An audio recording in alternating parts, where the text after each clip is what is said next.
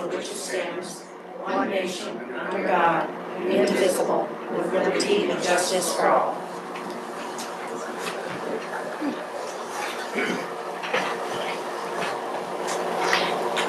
The first item is the approval of the agenda, including the approval of the consent agenda, including 18-065, authorizing the manager to negotiate and execute a one-year contract with the Massachusetts for fire emergency response to Palmer Fire Service. Action number 18-66, authorizing the city manager to negotiate and execute a one-year contract for rescue services with the Massachusetts Fire Service. Action number 18-67, authorizing the city manager to execute your number one, execute at the year 10, number 3, burn replacement fire station 3-1, Asphalt Incorporated in the amount not to exceed $36,000. Also includes the approval of minutes of previous meetings, April 24, 2018, June 19, 2018. What is the wishes of the council? Move to approve. Second. Okay, it's been moved and seconded that we approve the agenda.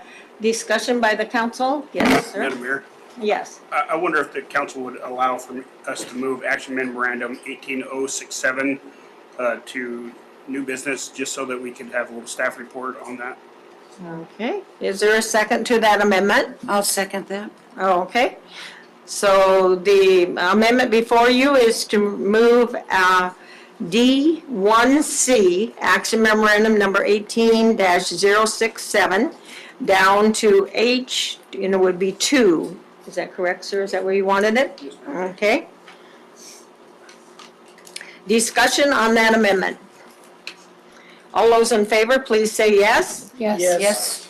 Those opposed, say no. The yeses have it, and the amendment has been approved. So now we have the motion with the amendment, removing that one item to new business. Any further amendments, discussion?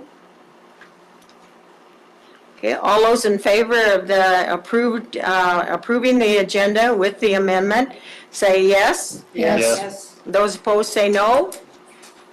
The yeses have it, and our agenda has been set. The next item on our agenda is communications and appearance request. We have a proclamation for the Palmer High baseball team for the achievement as the South Central Conference champions.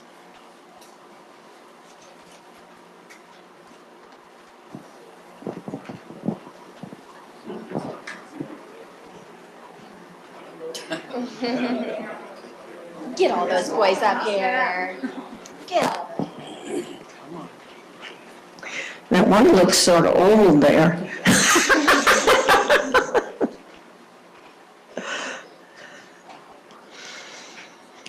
So this proclamation is recognizing the Palmer High School baseball team. Whereas many of our children participate in worthwhile extracurricular activities while attending schools in the Matanuska-Susitna, and whereas the Palmer High School baseball team has persevered to become South Central Conference champions and reached the state championship for the first time in the team's history. And whereas head coach David Combs, the parents, administration, and educators at Palmer High express the highest academic and athletic expectations from the students. And whereas the Palmer High School baseball team concentrates on the joy and the skill of the game with all the team members contributing to the team's success. Now therefore it is proclaimed by myself, the mayor, and the city council of the city of Palmer, we express our pride and our congratulations to the Palmer High baseball team and the South Central Conference champions. I call upon all the rest of the citizens of the city of Palmer to join us in this special recognition of some of the finest youth that we have in our community. Congratulations, sir.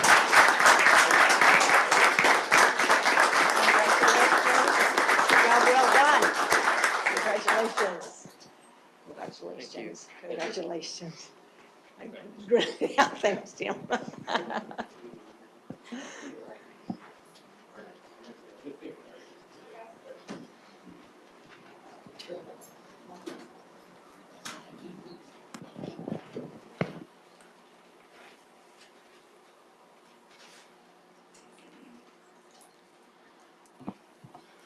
The next item on our agenda is reports. The first one is the city manager's report, sir. Thank you, Madam Mayor. So the staff update analysis for May, some statistics from our staff. First off, of course, the police. Total number of calls slightly up from April. When we break the calls down, traffic was down slightly. Checks, welfare and property checks were down slightly. Our citizen assistance was up a little bit, and then the other item that was up was other, and that was primarily to suspicious circumstances, which you see has risen to the top 5 there. So our police department, ever vigilant. You can see the activity throughout the month of May. Fire department couldn't be outdone by the police department, so you'll see their charts on the next page. We've got some formatting work to still do, but overall their calls were down in May compared to April. Fires were up a little bit, rescue down a little bit, and of course this is for April. We have had some incidents in June that you'll see next month, but overall total calls were down. The next chart just shows the breakdown of those calls, and we'll get the formatting a little closer to what the police department looks like. Moving to page 38 of 59, which is community development. Overall library usage is slightly up in most areas. The one area that was down was library computer sessions. Moving on to building and compliance, the letters dispatched 8 went out. We did try something different on North Chugach. I'm trying to clean up some areas there. I think it's helped rather than go through the whole process of going for a court order. We positioned a dumpster. I coordinated with the folks that were having some issues getting trash out. Positioned a dumpster over a weekend. That thing was filled up and moved out. So I think that has helped quite a bit, and we'll keep an eye on it. That doesn't work in all places, but for these 2 residents, I think it was a significant assistance to help them clean their yards. Oh, good. Great. Rather than spend $10,000 on our attorney, who does a fine job. But if we can do something for $600 as a pair compared to that and not spend all our time, it was worthwhile. So we'll try that again in other areas as it proves to be something we can try. Good. Building department, just want to kind of point your attention to some specifics on the type of permits. Of course, it lists fences and alterations, but we do have new construction going on in our city. New family homes, primarily out at the Hidden Ranch or Hidden Loop area. But the state of Alaska has a big project ongoing. Fred Meyer's doing some additional alterations. The borough has a significant project, as well as the Matt Valley Credit Union. You can see that one as you're going outside of town, already underway. So the valuation of those projects, again, shows that folks are investing in Palmer. When you look at the overall valuation compared to previous years, we've gone from 9 to 6, so it's the 6th highest year in the last 10 years. I think June will show that we'll take another jump, and we'll probably be closer to a 4 or 5. So we've bounced back from, if we continue this trend, we'll bounce back from last year, where it was a pretty dismal year for investment. The final item is the golf course. Finally got some good weather. May was a tremendous month compared to the half month of April. When you look at the previous year, it's up in the number of rounds. The green fees numbers is kind of misleading because we opened last year. May was pretty much our second month, whereas this year May was our first month. So all the annual passes get lumped into the first month that it's open. So your annual passes show up in May this year as opposed to April last year. But compared to previous years, we're a little bit ahead for the month. But for the year, we'll have to make up for the poor April and June. Again, much like building, June has been pretty crowded out at the golf course. And we've got quite a few tournaments going on and just normal play. You go out there almost any time of the day now, the parking lot's full. Good. Good. So that's it for the written report. Just a couple of things that are ongoing.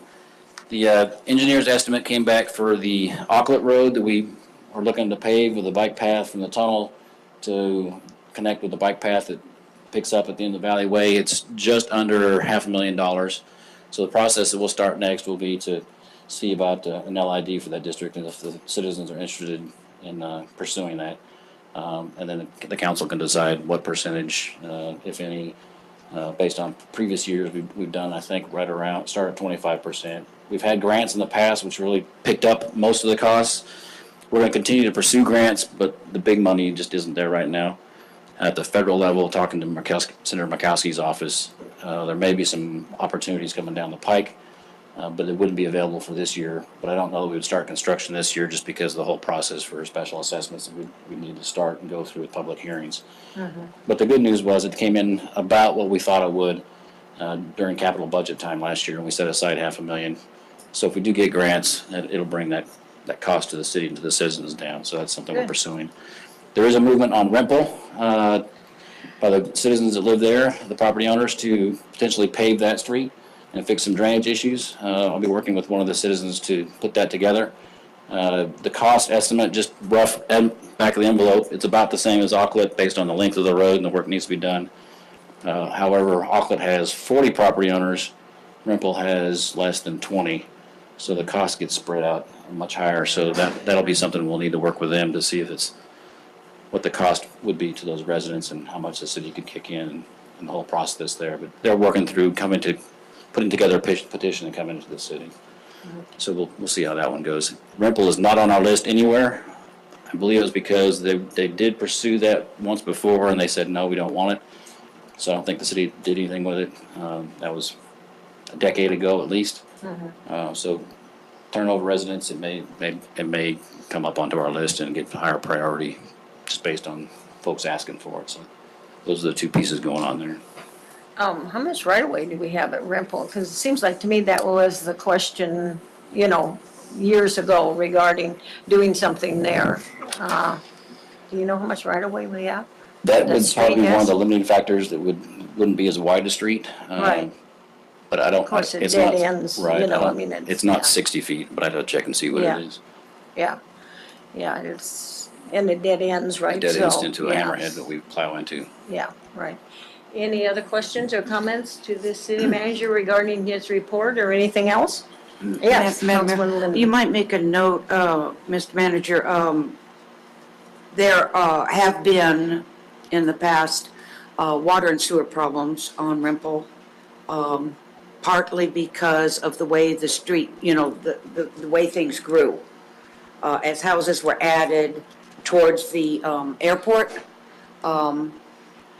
there seemed to be, I remember when I was working for the church, when we bought one of the houses, we had quite a bit of problem, a lot of back and forth with the city about that. So you might make a note to yourself that could factor in as well.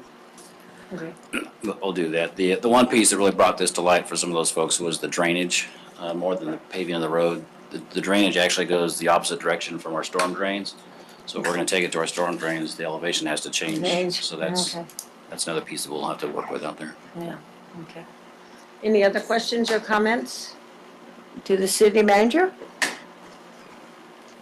Okay.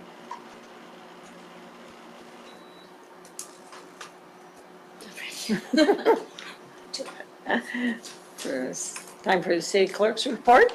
Thank you, Madam Mayor. Uh-huh. I am going to just highlight a few things in my written report that's in the packet. All attachments that I'll reference are also in the report, which can be downloaded from the website as well. And the big highlights are, we are still in need of election volunteers to work at the polls. Precinct 1170, which is our Matsu Borough precinct, is looking, to the best of my knowledge, we still need 3 people at that location. I believe our senior center is okay.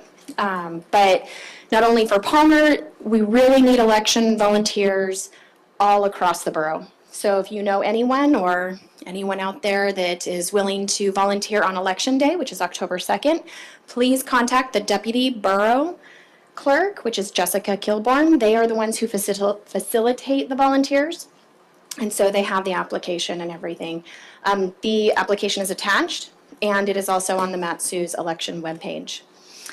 Notice of offices has been sent to the frontiersmen, so the first notice will be in this Friday's paper. And what it highlights is the qualifications to serve as a council member, and that we have 3 positions open, 2 with terms expiring in 2021, and 1 with the term expiring in 2020. The important election dates, those are in the packet, but I just want to let everybody know that the next one coming up is the candidate filing. That will be in 3 weeks, starting with July 16th at 8 a.m. Anyone interested in running for office can come see me, and I will hand them their packet of information and go over all of everything that goes into running for a council seat. And that is pretty much everything. We are still trying to recruit for planning and zoning and park and rec, cultural resources advisory board positions. So anyone that you know that doesn't quite want to commit into the council seat but would love to volunteer on a board or commission, we are looking for applications. The deadline is 4:30 this Friday. And the application can be downloaded from the website, calling myself on the city clerk's office. And yeah, not March 30th. Applications will be 4:30 this Friday, June 29th, not Friday, March 30th, as it states in the packet. And so the next meeting will be July 10th, 7 p.m. here in the council chambers. Okay. Any questions or comments to the city clerk? Okay. And also in your packet is the boards and commissions, people that currently serve. And let's see, that's that. Okay, let me get through all of your stuff here.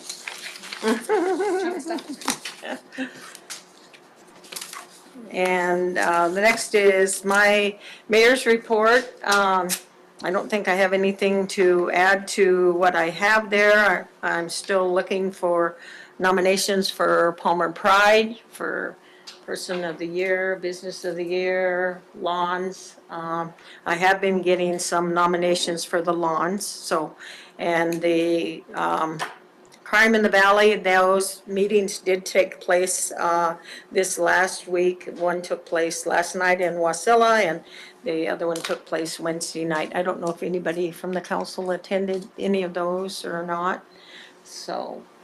And then also, the AML had sent out their position papers, and I hadn't heard from any of the council people if they had any input on any of those, or,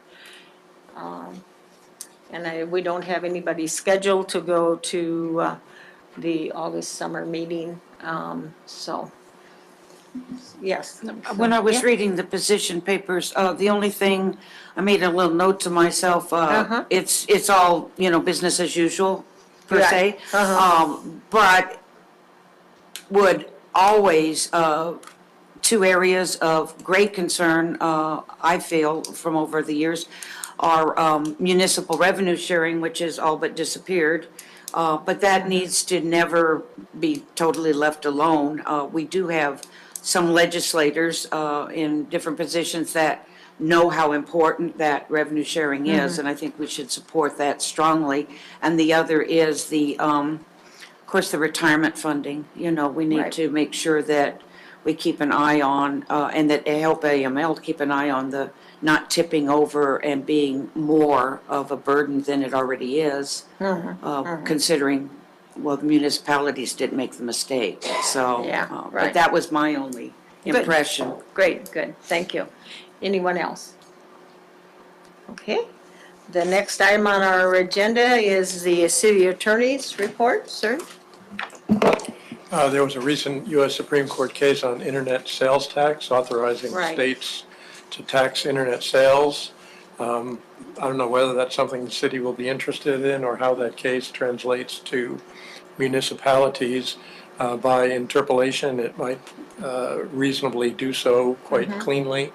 However, there are no cases or thoughts, aside from what I've just said now, with respect to how that would operate at a municipal level in Alaska. Does the council have some wishes? Do you wish to direct the attorney to do some research regarding Councilman Fuller? Yes, Madam Mayor, I would. Okay, all right, I think that's a revenue stream that we should exploit just like we do regular sales tax. okay, all righty. Is there any objection to that request to the attorney? Okay, all right. So you have some homework there to do, sir. You're welcome. Anybody else have any questions or comments regarding the attorney's report? Is he delegating it to you? No, I told him that's why I didn't bring it up, because I knew it'd get tasked. And I told him he's going to be part of it. You're going to share the joy, are you? Okay. All righty. The next item on our agenda is audience participation. Anyone in the audience that would like to address the council on any item, whether it is on the agenda or anything else? Hello, Mr. Johnson. Hello, my name is Jeff Johnson. You My address is press the button until the red light comes on, right there in the front, sir. Yeah, there you go. Red means go here. Hello, my name is Jeff Johnson. My address is Box 2527 Palmer. Consider myself a person of Palmer for the last 50 years. Been doing business in Palmer for the last 35 years. If you drove around town, most of you would see something that I've had something to do with, one way or another. True.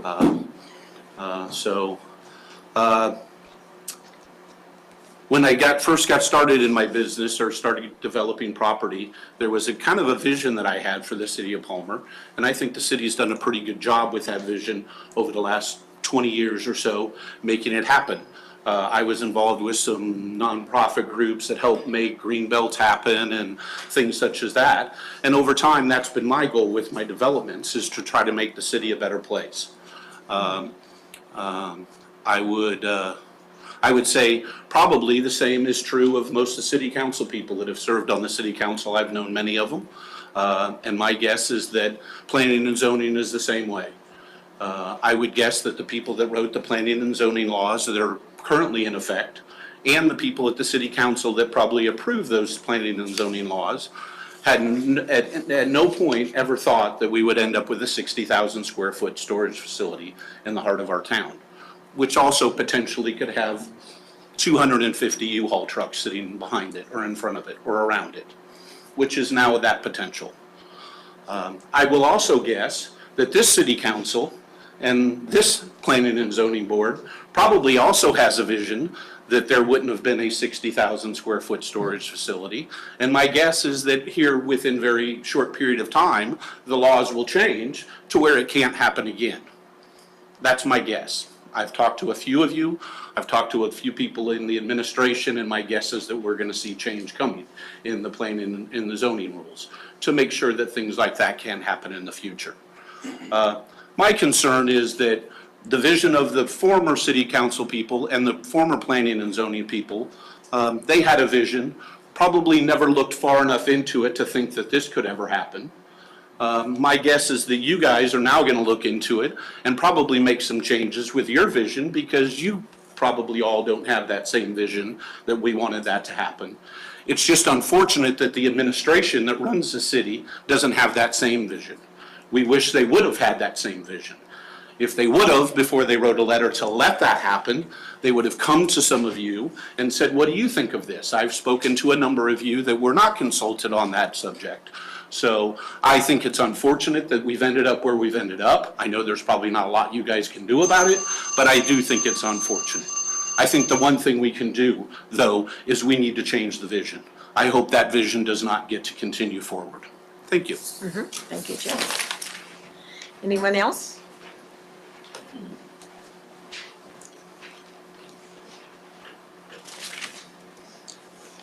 My name is Gary Wolf, 625 South Cobb Street. I'm here to speak also regarding the intended use for the Fred Meyers property. And, you know, I've spoken with most of you about my feelings on that. I feel like the zoning code is meant as a tool that we can shape our community. And I feel like it hasn't been used for that. I feel like it was interpreted in such a way that is completely contrary to how folks have, the original writers of the zoning code. When you read the intent of the zoning code for a CG, which is downtown, and we have such a small downtown, that having a large retail storage facility which has an occupant load of one person every 300 square feet. What the intent of the zoning code is to have a high-density retail area that we could have a vibrant downtown. And I don't understand under 17.32.040 why it says prohibited uses, which is one of the 30 that's listed, and structures in the CG district. It says that are all uses and structures not specified as permitted, which is in the list, and that would include warm storage facilities. It's not a permitted use, so therefore it is outright prohibited. And so it's a non-conforming use. And non-conforming uses here, under the intent, it says the intent of the title is to permit non-conforming uses to continue until they are removed, but not to unreasonably encourage their survival. Warm storage is not a permitted use, and what I would ask is that it go through to the planning and zoning, and then have a discussion about it, because it would be a non-conforming use that's not allowed. And I just really would like the process to be followed. We have a process, and why shortchange it and hold the zoning code in contempt because you don't want to follow it? I mean, those of us who've made investments, we rely on that for our investments to retain their value. I mean, I would expect this out in Willow, I would expect it out in Meadow Lakes, but not in the city of Palmer where it is, we rely on that. So anyway, that's what I would like, and the last thing that I would like is that I would request that we have a meeting with the business community and the planning and zoning and the city councils who are on the same page, so we don't come into conflicts like this. You guys need us, we need you. We know you care about the city, and so do we, and we ought to have a common vision in it and have a meeting where we can, share with each other what our goals are. So that's all I have time. Thank you very much. Thanks, Gary.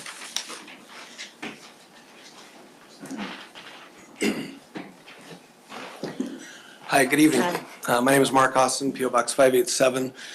I have opened my first business in Palmer in 1994 and have invested in Palmer and have either run or owned or operated a business in this community for the last 25 years.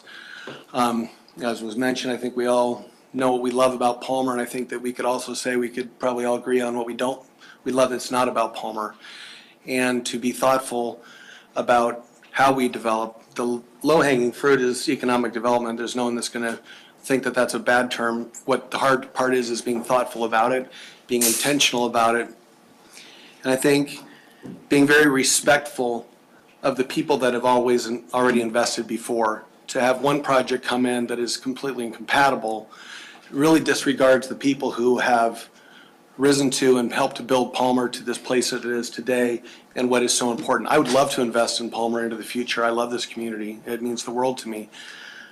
I don't love what's happening over there. I think that it's a disappointment. I think it was poor judgment. I think that there's a lot better ways to move forward and be thoughtful about what we want this town to look like as my daughter grows up. And if that's what it is, then I think that's really disappointing. And I believe the vision is different, and I hope that there is an agreement, because there's an incredible opportunity for Palmer to retain something really amazing and fantastic that's fairly unique in the state. And we have a heart, we have a soul, we have a community, we have a sense of town and downtown. And if everyone that drives through this community is greeted with 250 U-Haul trucks and other uses like that, I think we've kind of missed the vision, and we've missed that opportunity. So that's what I have to say. Thank you. Thank you. Thank you.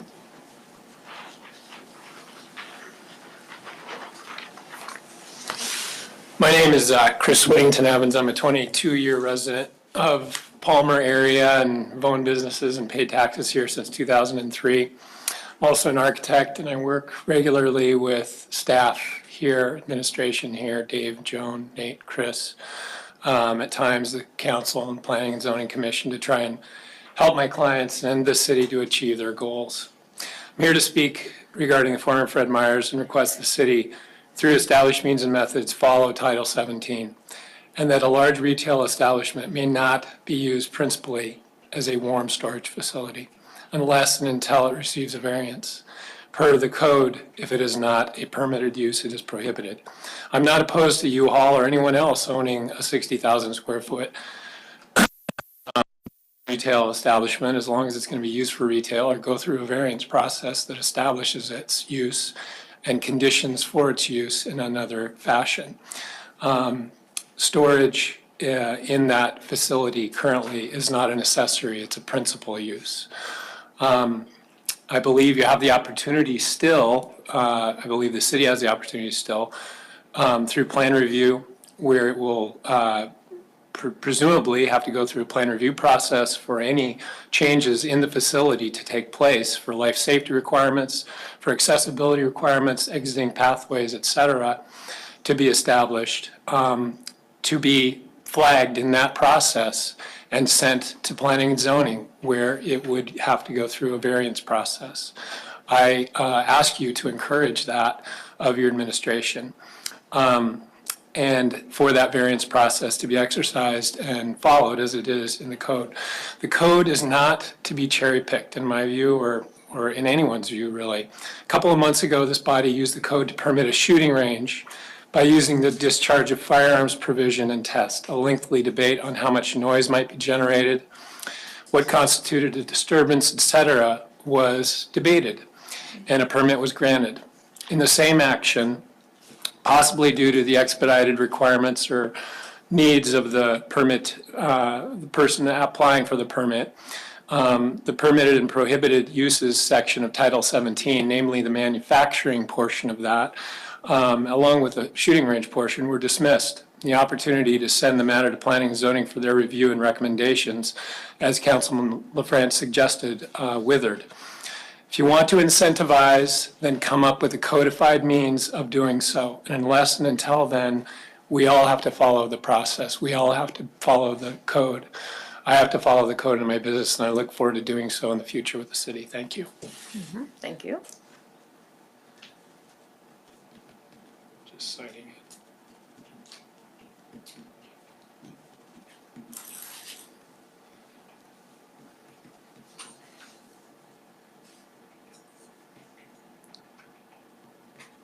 Excuse me. Thank you. Anyone else like to come address the council?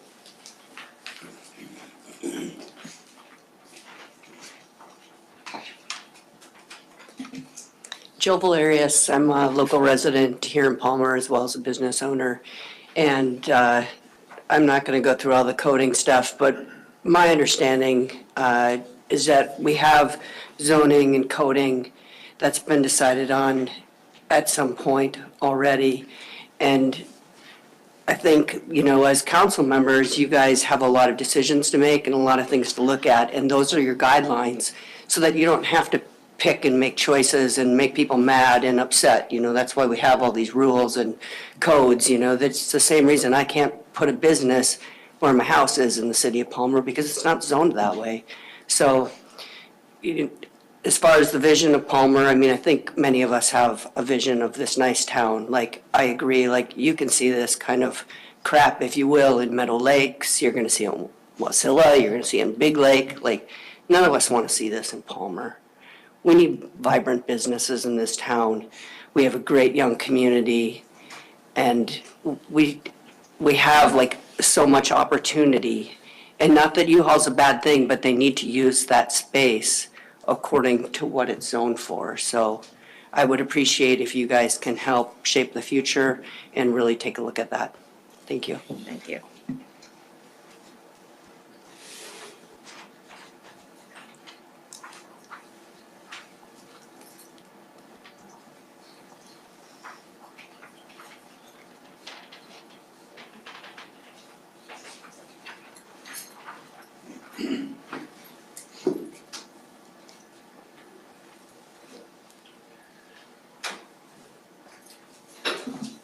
I am Kevin Middleton, and I'm Samantha Berg, for P.O. Box 2575 in Palmer.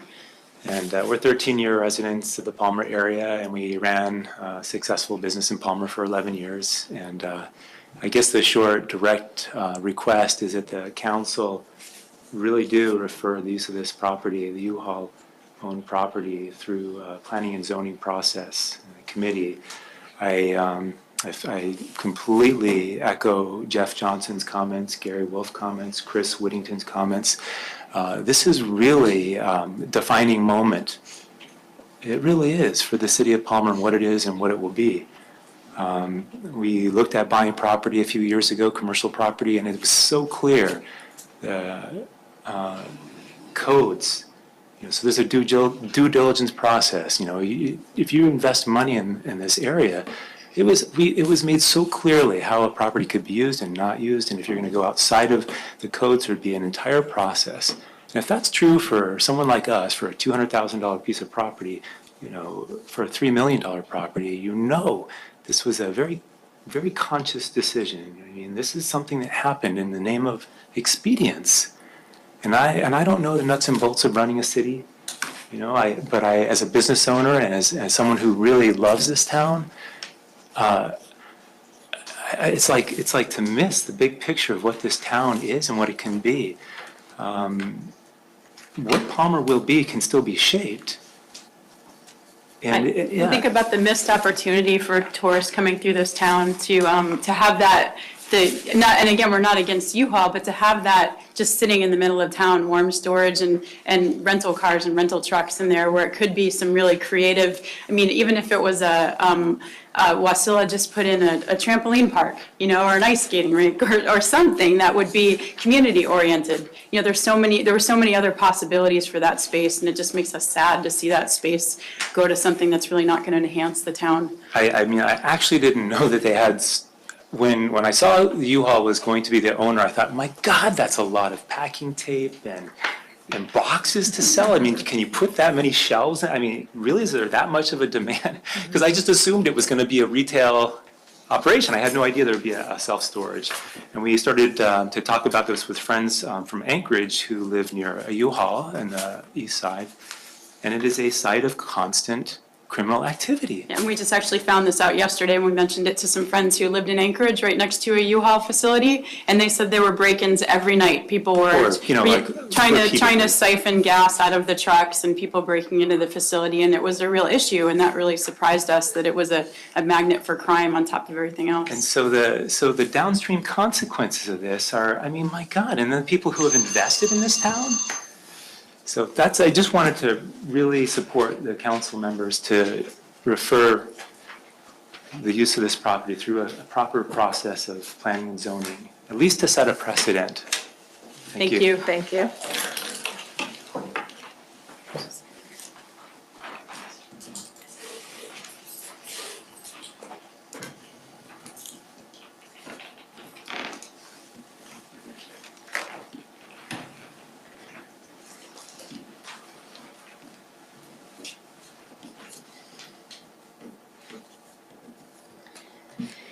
If I may, Madam Mayor, as we're waiting, I do have written testimony that was received today that will be handed out as an item placed on the table tonight. It is in regards to the topics that have been shared already. Okay. So I would like to hand these out and have them as an item placed on the table if that's the council's wishes. Sure. Yeah. Okay, I will do that. And I think we got an electronic copy, but it's also Yes. good to have it on the table. Okay. Anyone It will else that be- would like to come and testify? I'm going to put some on the back wall as well so the public has access to it. Okay, good, great, thank you. No, yeah, I have it, thank you.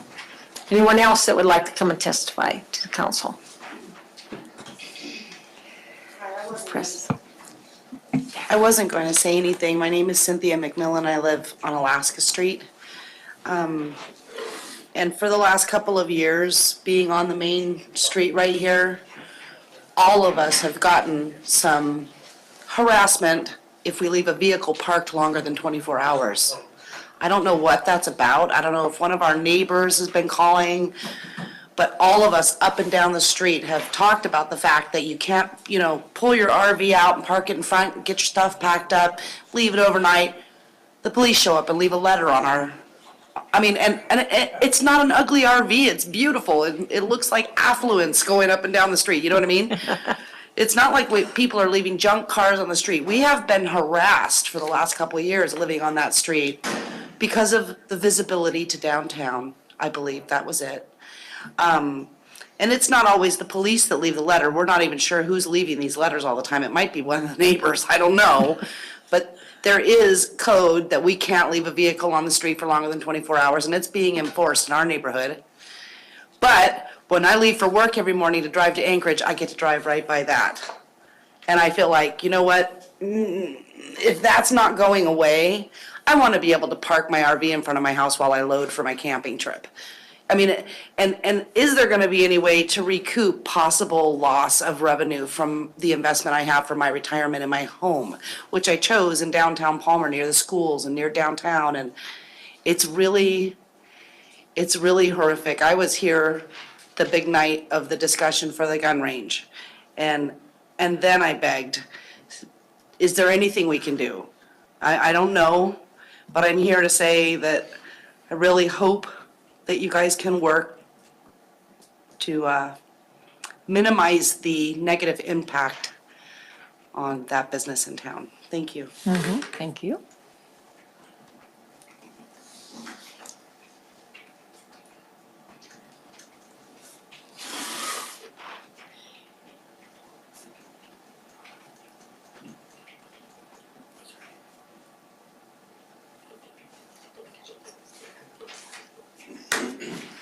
Anyone else would like to come and testify? You have some input? Yes, sir. Sure.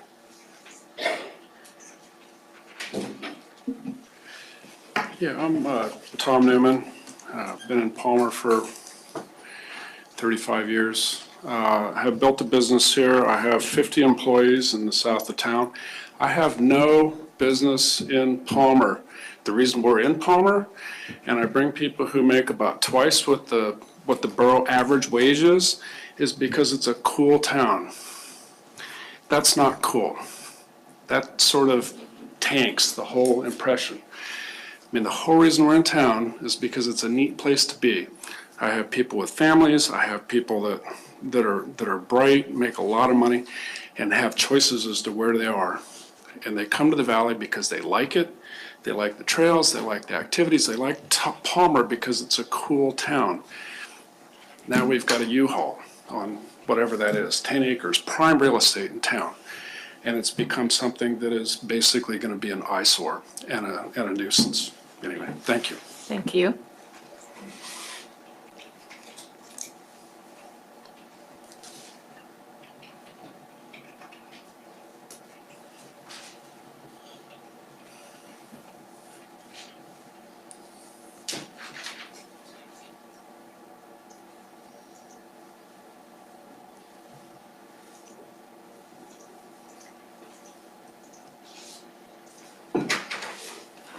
Anyone else would like to come and testify before the council?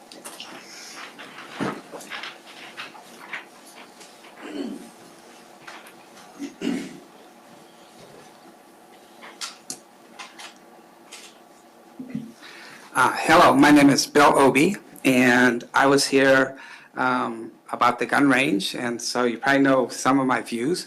I basically have the same views about the U-Haul. That is a function that should be in the industrial zone. We have industrial zones here. Why are we letting that come into a downtown business district? You know, again, gun ranges, you know, U-Haul, I don't think any of us should be against those. But we've had a dream here in Palmer. I've lived here in Palmer now for 20 years. I've had a business in Palmer for almost 30 years. And I do not want my kids, my grandkids, you know, the reason I'm in Palmer, because I loved the Midwest. I grew up in the Midwest in a small town very similar to Palmer. And I love that feel, and we need to keep that feel. So however we have to do that process, I know we talk about free enterprise. I'm for free enterprise. I think there's a lot of people in here that, like I said, run their own businesses, but we're attracted to Palmer to be part of this community, not just because of the business, because of the atmosphere here. And we don't want to lose that. So thank you very much. Thank you.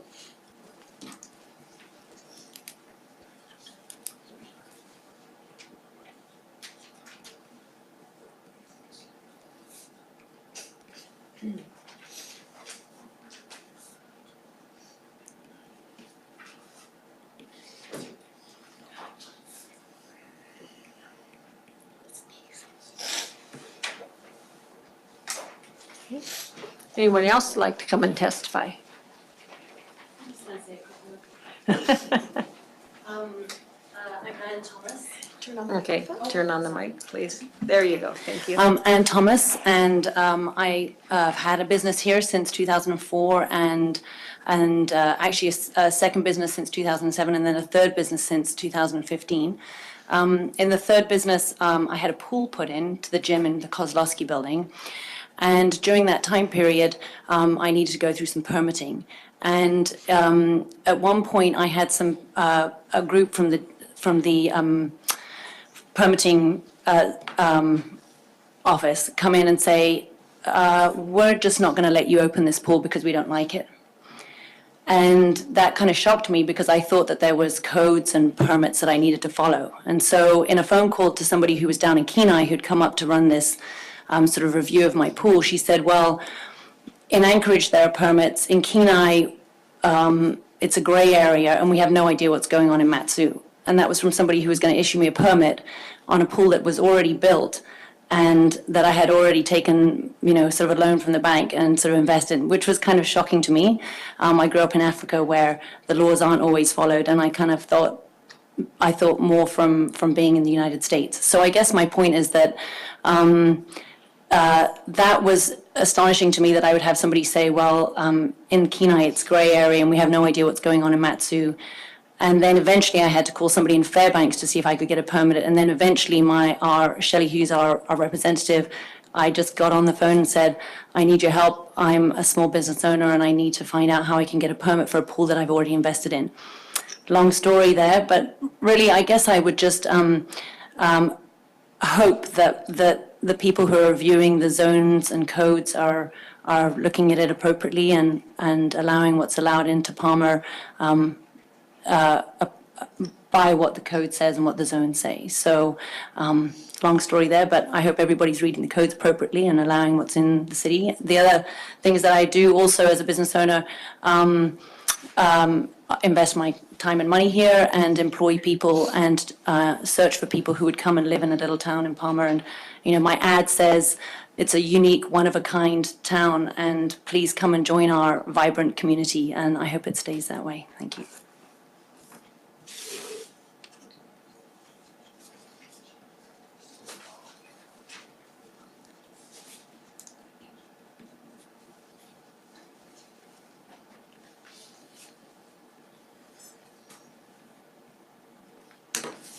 Thank you. Thank you. Anyone else that would like to testify?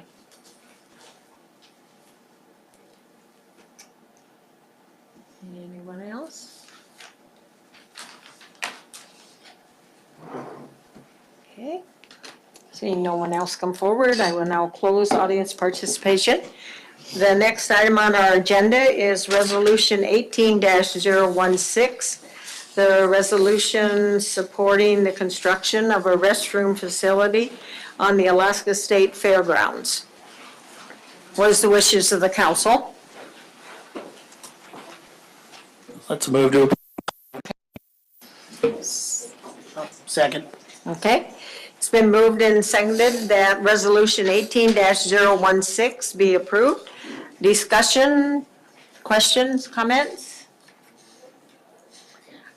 When we were requested to, I'm sorry, go ahead. When we were requested to do this, and I think you see the letter was in the packet, I believe.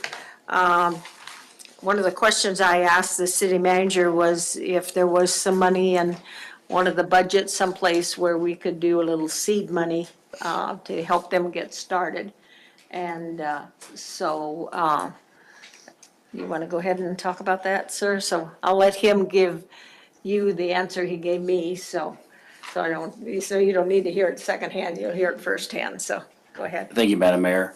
So this would be a good thing for the city, for our sewer system. The cost that they're anticipating is not something that we would fund, but as the mayor said, maybe contribution of some sort to whatever the council thought appropriate. From the administration standpoint on what that costs the city every year, man hours and materials, roughly about 8,000 a year. And what that really entails is pumping lift stations that can't handle the load. And what that's from is they suck all the porta potties up in the morning and then dump it in our sewer system. So it's a surge that the pumps can't keep up with. So we pump them out with our vac truck. And if on occasion we've had some that have overflowed, which adds an additional cost to doing business.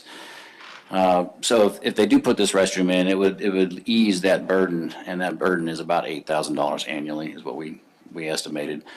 So over 3 years, you can do the return on investment for us. If you want to make a contribution, I would suggest $10,000 might be appropriate. It would be from the water sewer fund, or we could wait and see how the fundraising goes and make an offer then.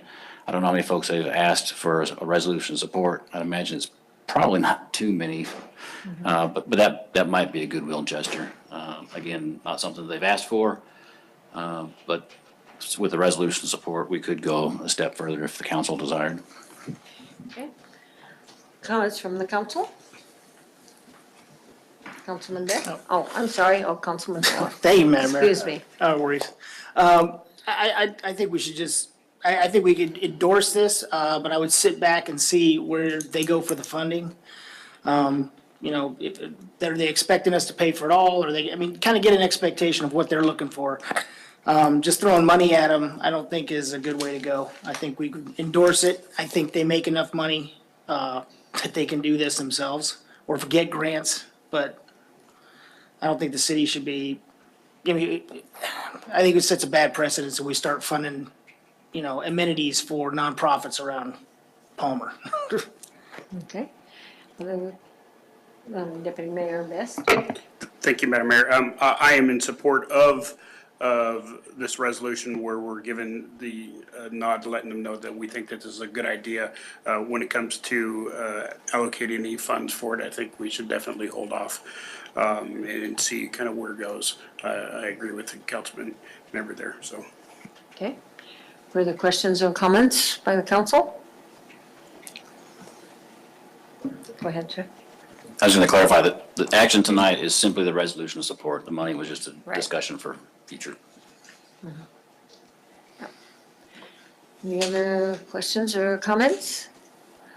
And the only thing that, the reason I brought it up and asked because it would save the city some money. And so I think that that's very important, that we need to look at some of those things as well as the health and welfare, you know, for a facility that is inside our city limits.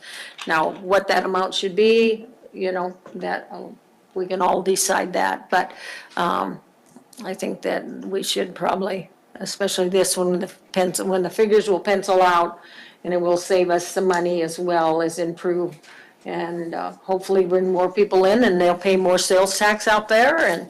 And so, anyway, any other further discussions on this item?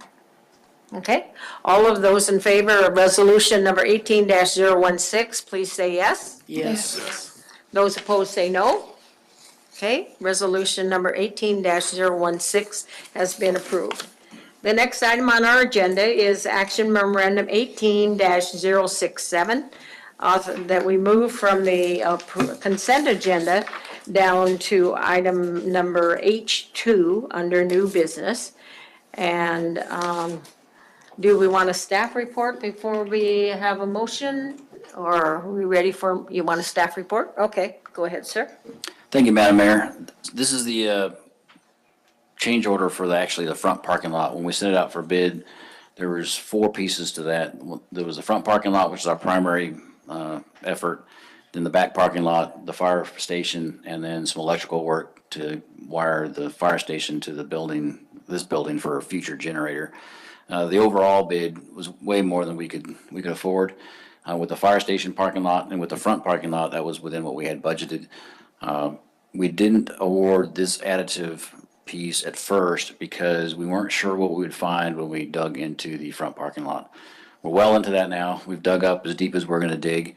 Found one small issue where the foundation wasn't as deep as other parts. So there's a small change order for about $500 to fix that. We're confident that nothing else will show up in the front parking lot and that we can afford to do the fire station. The back parking lot was well out of reach, and the back parking lot is primarily staff parking, so we felt we could push that off until another time because the bids for this type of activity are pretty high. I think maybe next year, once the Glen Highway gets underway with pavers on a large scale mobilized, we might have a better opportunity to attack the back parking lot. So that's what this piece was for. It was part of the original bid. It wasn't something we might have got an estimate. It was just we held off executing or awarding it because we weren't sure what we'd find in the front parking lot. Ready? What is the wishes of the council on action memorandum number 18-067? Move to approve. Okay, it's been moved and seconded that we approve action memorandum number 18-067. Discussion or amendments by the council? Okay, all of those in favor of action memorandum number 18-067, please say yes. Yes. Those opposed say no. The yeses have it, and action memorandum number 18-067 has been approved. Okay, the next item on the agenda is a record of items placed on the table. Madam Clerk? We have two letters from the public that were submitted as items placed on the table under audience participation.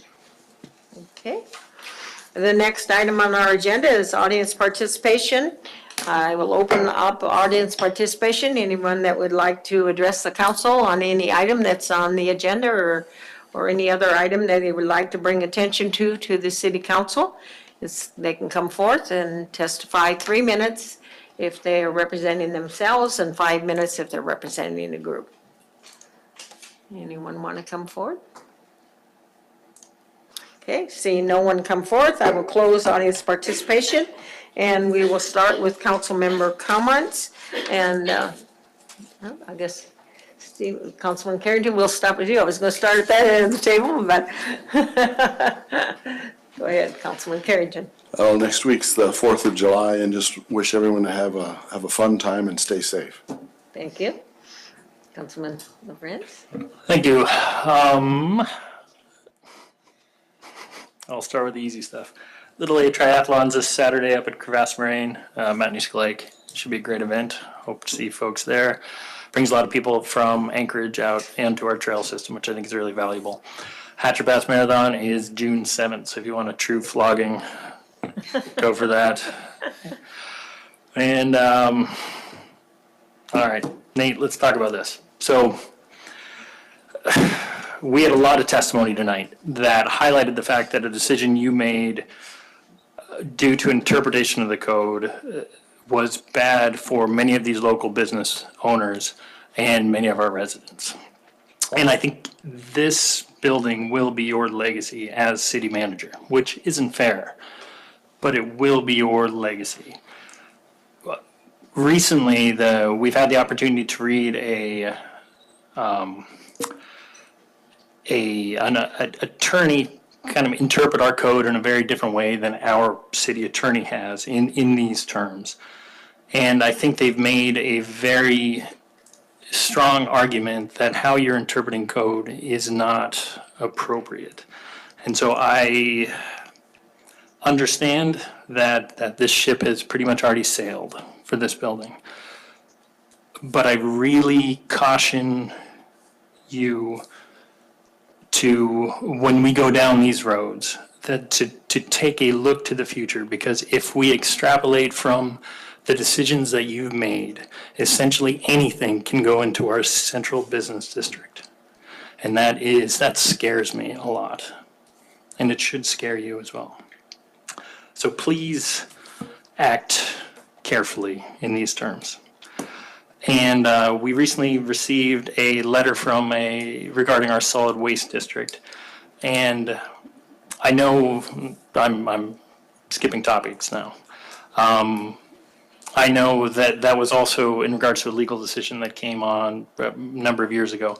But I would love to see your to see what options there are, if there are any available, to extend solid waste coverage to people in the city limits. And that's all. Can I just ask the city attorney maybe to respond to that? Okay.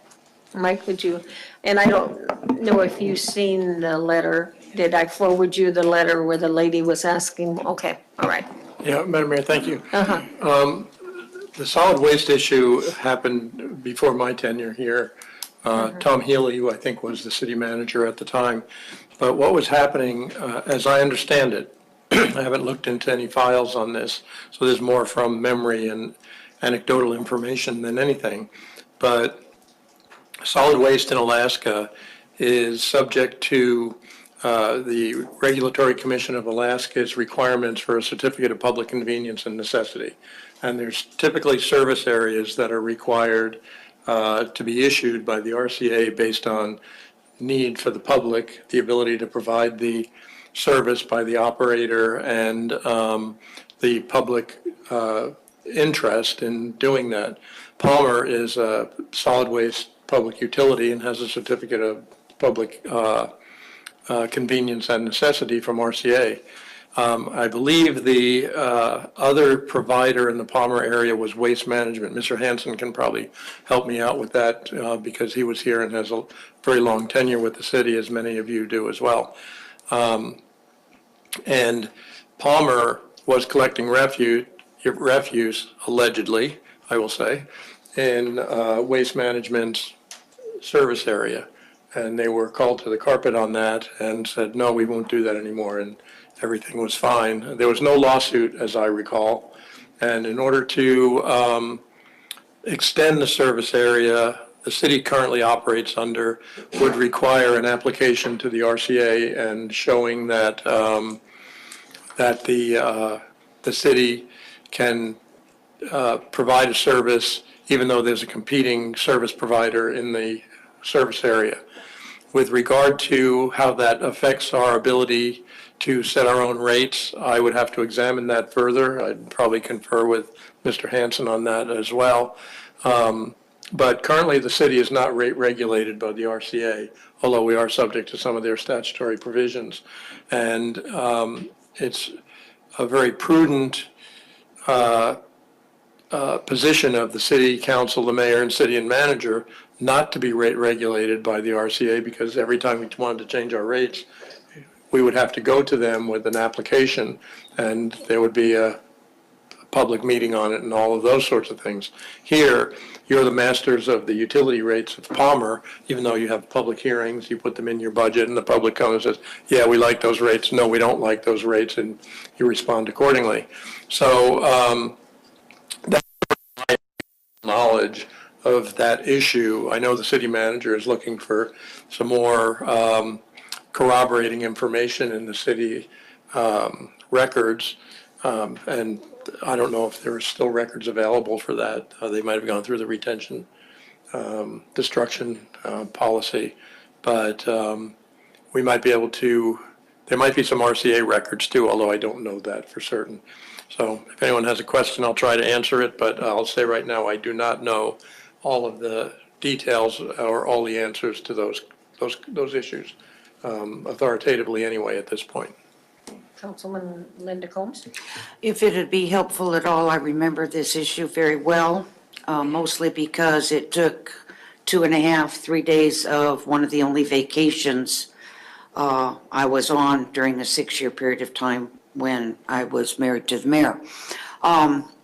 Because we were outside when this issue came up, and there were a lot of very unhappy people, and the phone rang off the hook. First of all, Bill Allen was the city manager during this particular time, you know, and I do believe that exactly what the attorney just was describing was a big part of it, was to avoid a lawsuit as much as possible, to avoid having to answer to any regulatory agency as much as possible. That still did leave some individuals very unhappy because they thought they were happy with the city's, you know, waste removal, and then they were subject to someone else's and they weren't very happy, including my mother and father. I heard about it a great deal. So that was my understanding, was we didn't really have a great deal that we could have done otherwise. It was an oversight at one point, and we've just been collecting up, the city of Palmer been collecting up the waste, and then they got reminded that it wasn't their area to do so. Do you have some comments, sir? If I may. Sure, yeah, go ahead. So two, That's you got two okay, Brad, parts. Councilman. I'll address both of them. The first one with the sanitation, it's 11 years ago, I think, is when it was just, this whole thing went down. I'd like to find out what the background was on that. We've made decisions in the past to avoid lawsuits, to avoid a lot of things. Times have changed. We might be able to do something different. I would love to provide sanitation to everybody within the red line on that map, as well as, I don't want to expand it, but there may be some additional costs. I mean, our footprint's pretty small right now. If we have to expand, I mean, that's part of it. We don't want to be regulated by RUC if we can help it. If this bleeds into our water sewer, because it's a utility, we definitely don't want that regulated because we can maintain low rates, but we really don't want to have to go through the whole process to raise our water rates. We are the lowest, we maintain that low rate, but when we do want to raise them, we kind of want to control our destiny. So if we give up control of our destiny, I want to make sure we do it with the right reasons, and we can afford to do it, and we provide us the same service that we're providing now to everybody. So that's my intent. It's going to take some research. I don't have a quick answer other than what the mayor provided initially, that there was potential litigation that happened. The second piece about my legacy, I agree. I don't want that building to be my legacy, but unfortunately, if I'm not here for very long, it may remain my legacy. But I didn't take the decision lightly. It wasn't an expedited decision. There's this book called The Comprehensive Plan that I rely on quite a bit, and I just want to point out Mr. Johnson hit it right on the head in his comments. Back in 2006, Palmer needs to modify its zoning code to better achieve the following goals. Recognize the differences between commercial development in downtown and in other commercial areas. And that was in 2006, and we haven't done anything to address that. Had we done that, we would have a different commercial zone for downtown as we have for the rest of town. If you see that big red blob, that's what we have. And my interpretation of where we are today, a lot of folks don't like, some are blasé about it, and there are a few that wholly support it. So I understand that, but we do have storage in the red areas, and LRE is a convoluted mixture of code when we tried to address a specific situation, but it didn't really address where we are today with a repurpose of a building. So that's something that we have to address in P&Z, and we need the same folks that came out today. It's unfortunate they left, but we need those folks to come to P&Z when we start addressing commercial general, commercial limited, industrial. You look at Anchorage, they have 11 R zones. I know we're not Anchorage, but they have 11 residential zones. They have almost 10 different commercial industrial zones, and we have 3 when you combine. And parts of our town now are to the point where we should address specific areas. We can't spot zone, but I agree we need to look at our zoning, and we need to have the input of the folks here to make sure that it's what matches our vision. Our vision is this thing called the Comprehensive Plan, approved in September of 2006, and it's a great document. I don't think it needs to be updated. We just need to do some things that are in here that we didn't do 12 years ago. I've been here for almost 3. I hope to stay here long enough to see some of these changes. But yeah, I hope that's not my legacy. And if y'all don't renew my contract in October, that will be my legacy, so.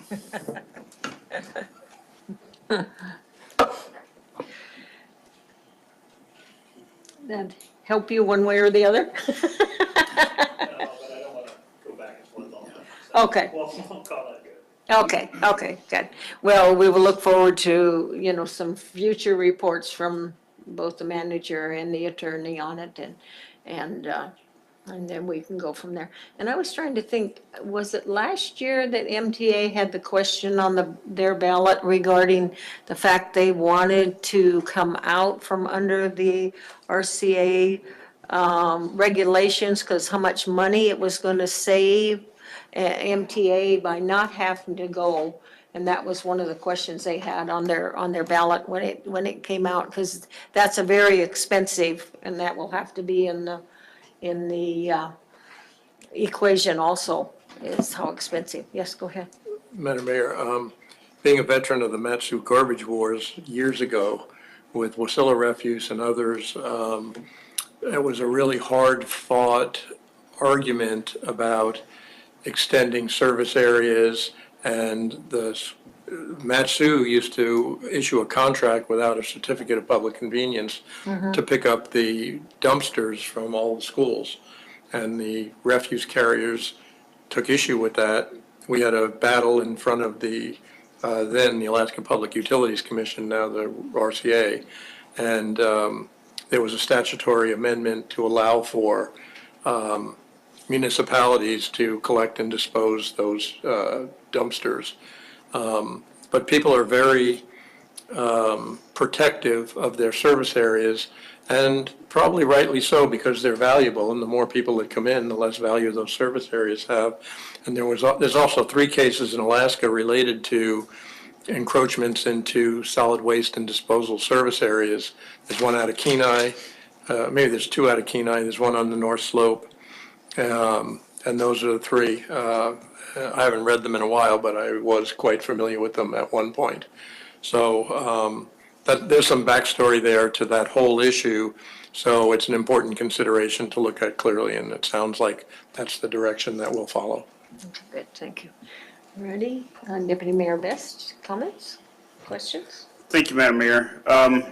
You know, I reviewed a lot of the information that was given to us by the city manager as it pertains to the property that the U-Haul facility is now sitting on.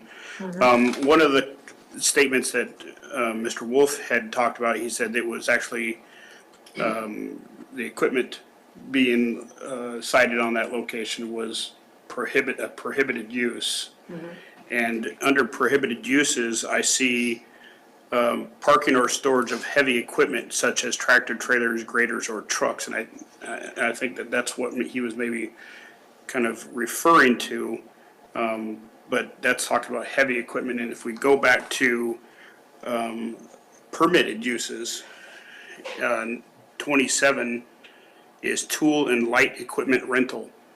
Well, light equipment rental is allowed in that location, and all of U-Haul's trucks don't require a CDL, so I believe that they would fall under light equipment rental. So that part of the argument, I think, is needs to have more understanding from Mr. Wolf's perspective to clarify maybe, but we had all seen the letter from the manager, and I feel in some ways I agree that if we all had the money to do what we wanted, that isn't probably what we would do. This is fair market. It was up for 2 years. I mean, I think there was visions in some people's mind that it was the next Matt May property. There's a potential site sitting there that could just sit empty for years to come. We've got facilities just south of town that have been empty since I've lived in Palmer that, are not being utilized. So kind of armchair quarterbacking going on right now. And so it's kind of unfortunate, and I know that people's passions are up, but we do have a code that we have to adhere to. I believe that we did follow the code. We've gotten beaten up over the years by some of the very same folks saying that our code is too restrictive. And here we have a situation where it might not be as restrictive as that some of the folks are wanting, and it's kind of ironic. So hopefully U-Haul will be a great neighbor. Hopefully when we see their final plan and development, that it's going to be something that the community can embrace. I do believe that if you look at the intent under CG, if you look at a district is established as a district in which the principal use of land is for commercial enterprises to provide for commercial enterprises which serve the needs of a large population in a large land area. I think, dry storage is going to serve a large population. So I think the intent has been met. Thank you. Councilwoman Linda Combs? First of all, I would like to ask for council support, requesting a staff report regarding the funds that were approved for signage for disabled/senior parking in the downtown parking areas of Palmer. I believe the funds were passed with the fiscal year 2017 budget. I'm not real sure of that. I haven't dug deep enough. The furthest back you'd have to go is one more year. I do know that it was discussed, it was brought to the city council during the budget time from the Board of Economic Development. The signs that were discussed are similar to or exactly like the ones that they have at the high school that say during special events. This parking area is used for handicap parking, and it could say and/or seniors. And so I'd ask for council support for that. Is there someone that, okay? Thank you very much.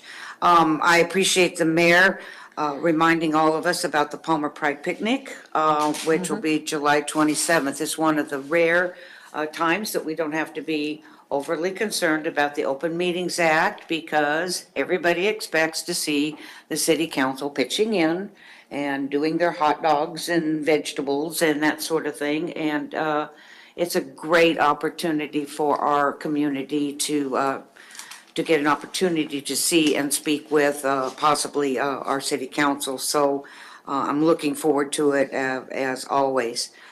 Lastly, I'm saddened. I have no problem with having a group of people, whether it's one person or 10 people, as there was this evening, coming to the council and expressing their opinions. But what I'm saddened about is that there's a tremendous opportunity here for a dissemination of knowledge or of learning. You know, a lot of people, a lot of folks in our community are passionate about our community, and yet they do not or have not had at their fingertips the information about how things work. And one of the things that really makes me sad is to think that my wonderful, beautiful Palmer is a place where there'd be, the passions would run so high that we would be all very judgmental. I'm saddened by that. In the meantime, I'm encouraged. I believe that we will work through this, and it will not become anything that's any uglier, because that's not what Palmer is. Thank you.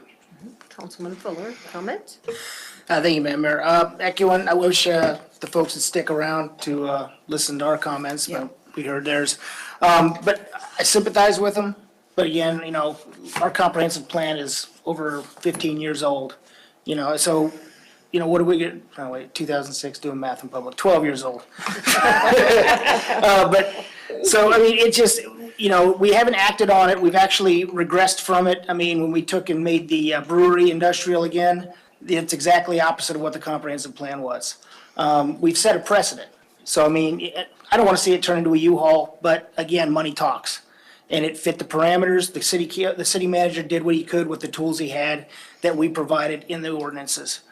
You know, if we need to change the ordinances, we need to start acting, get off our butts and do it. If that's what it needs, if that's what it takes to keep something from from happening again. So, I mean, will it happen in the next 6 months, 3 months? Who knows? We need to start putting something together. So, I mean, it's our challenge to us. Fix it so it doesn't happen again. And other than that, kudos to our EMS. Responded all the way out to mile 104.5 from my ex-father-in-law and my kid's grandparents. He broke his femur in the middle of nowhere, and they were the only ones deployed. So thanks a lot. They're going to make you guys cookies. Other than that, I got nothing else. Thanks. Councilwoman Sabrina Combs?